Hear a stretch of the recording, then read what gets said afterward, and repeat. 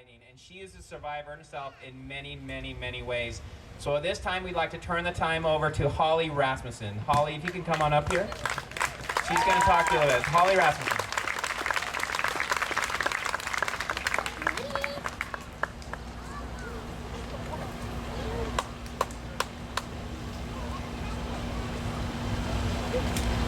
I am humbled to be here today and to see all of you who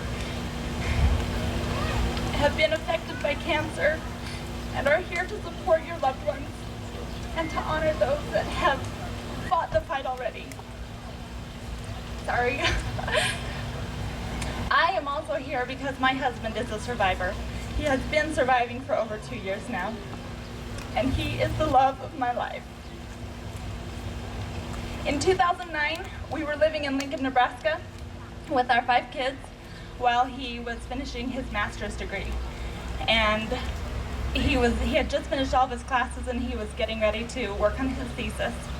And shortly before Christmas, he was playing Nerf wars with 2 of our boys. And he ran around the stairs kind of fast and he hit his hip on the banister. And we didn't really think anything of it, and a couple weeks later, a lump formed and it didn't go away. So after 2 doctors misdiagnosed him, an MRI finally revealed the ugly truth. And that was that Trent had cancer. He was diagnosed with stage 4 pleomorphic spindle cell sarcoma, and we were devastated. Ironically, the same day that he was diagnosed, he was offered his first job as a professional in the field that he would have been working in, which of course they rescinded the offer as soon as they learned that he had cancer. So, as many of you probably did as well, I went straight to the internet and I read all sorts of scary things, and I probably read way too much. And I found one site that gave a lot of the statistics for sarcoma, and in the end of the page there was a summary of several different points, and one of those said that the statistics were for the doctors and they do not apply individually. Another thing it said was that sarcoma is curable. And after I read those 2 things, I stopped looking at the internet. That was all that I needed. So we packed up our family and left everything that we had in Nebraska, and we moved here to be close to the Huntsman Cancer Institute and to be near family so that we could have a better support system. Cancer is not something that you do alone, and I'm sure you all know that. So far, Trent has had 28 rounds of chemotherapy, and he has had 6 major surgeries. One of those was to remove a college-sized football tumor from his hip, which also included the muscles needed to walk, which required him to relearn to walk.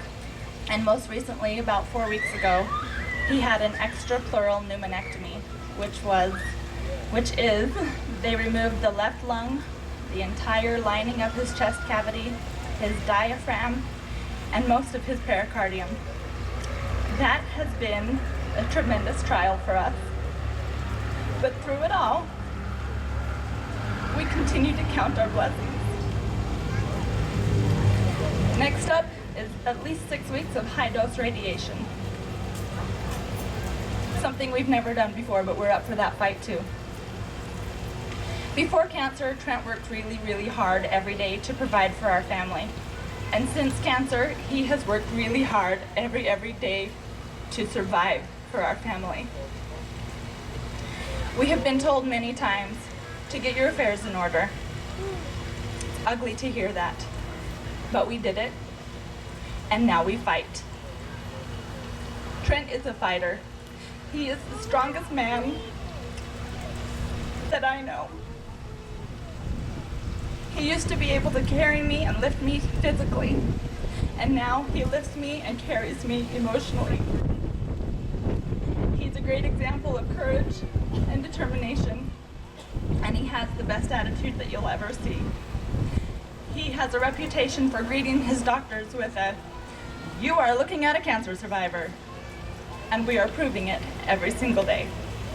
Even though he looks down the barrel of one of the worst scenarios possible, he is surviving every day.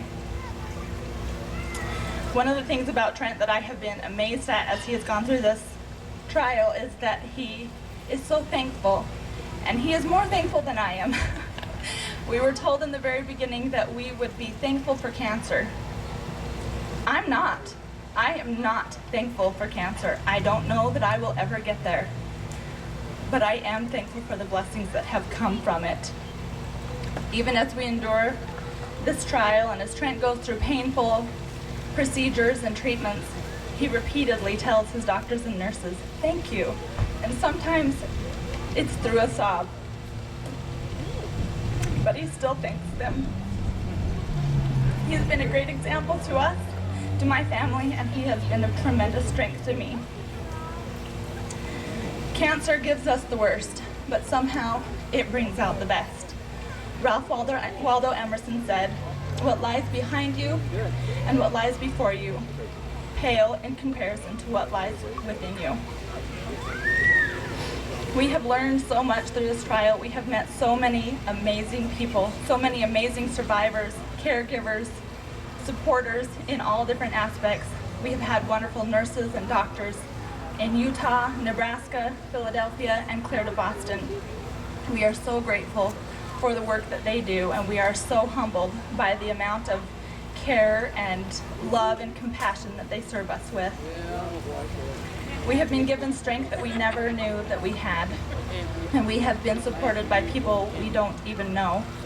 We have an amazing support system of family, friends, strangers, and fellow survivors. Cancer has taken a lot from our family. Cancer has taken a lot from Trent. But cancer will not take our happiness. Thank you.